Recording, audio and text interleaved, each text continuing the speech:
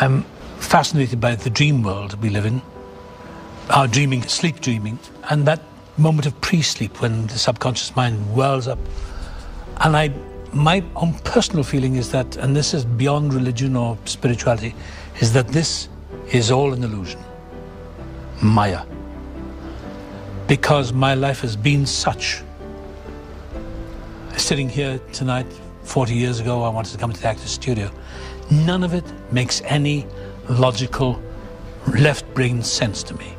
There have been books written about it, Jung wrote about it, that there's something in us that we deeply understand, deep in our nature, deeper than anything we can even begin to comprehend. And that certain moments in our life we get little signals, little flashes.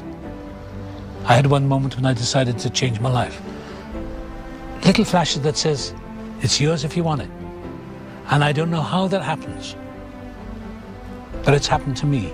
So that's what I've tried to put into this movie about the dream-like nature of life.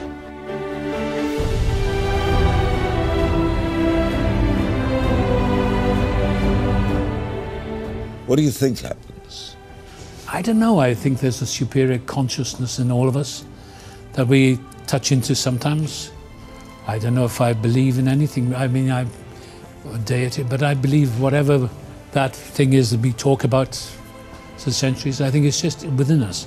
I mean, remarkable things have happened in my life by just wishing or asking for something, for a bit of help. Yes, and I don't believe, I'm an agnostic, I guess. Is there any way you can help me, or whatever?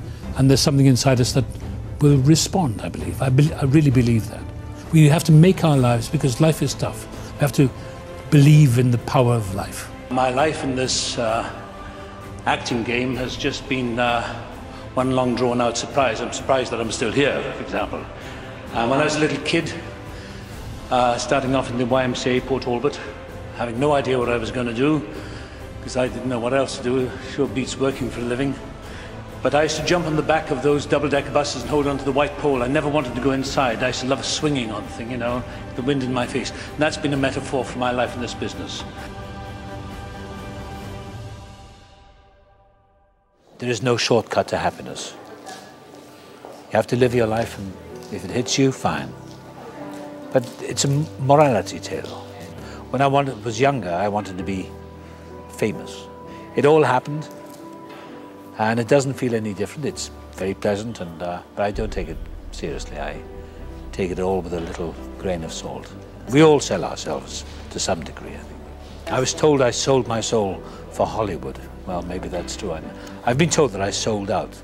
Success doesn't necessarily bring you unhappiness. It can bring you a lot of happiness. It's relative. It depends how you handle it. And I think when you're younger, it's harder to handle. And as I've been around for some years, I think I've got a fairly good balance, but maybe that's pride talking, but I feel fairly balanced. I've been around the city block a few times, and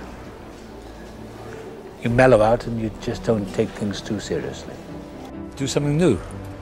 You know, you can't stay in your comfort zone. That's what we all do. We get to a certain age, we all stay in our comfort zone with our recliners, watching television day in and day out.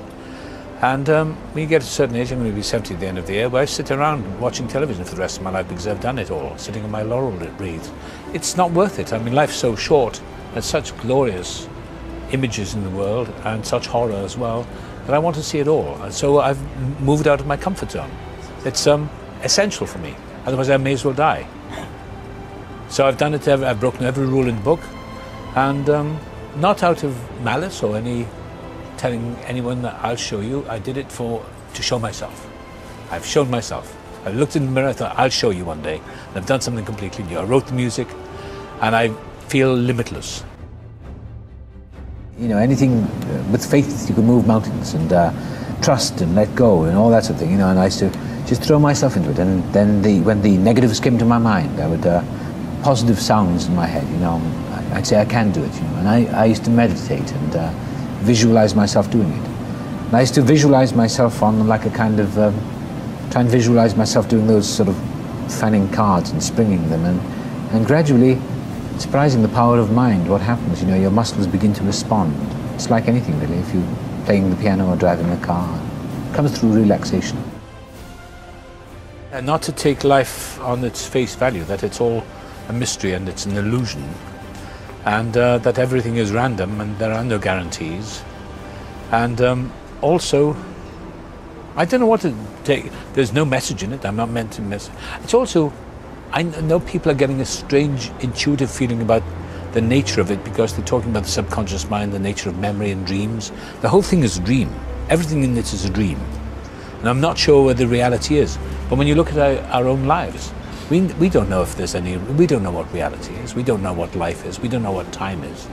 We could be dreaming in this at this moment. We don't know. That's how asleep the human race is. So our whole history has been one of a slumber. And sometimes it takes a little bit of, I wanted to wake people up a little, just pull the rug. Say, oh, this is a movie. Now we sit there and go, what? That's what I want to do. In your 79 plus years on this planet, what is there a bit of wisdom that you can share with us that maybe something we wouldn't know because we've overlooked it, or something that you really, above all else, you think you've learned that you can share with us? To keep going. Keep going. Never give up. I think that's really good advice. Never give up. Because, you know, the thing is, we get questions in our head and little voices that put us down when we were kids and all that. So you get over that. That's what I've had to do, is get over the, you know, whatever troubles. And just, I carry a photograph of myself in my phone when I was a little boy. And I was a little confused kid, as we all were. And I look at him and I said, we did okay, kid. We did okay.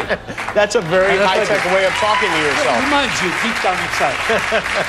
I like that. Because life is tough, but you just got to get out of bed, get on and do it. My grandfather always carried his own luggage and all of our luggage, too. And we were always like, what are you doing? Put that down. But now I realize, like, that's what it is, right? That's what you got to do. He kept going. Yeah. You got to do it.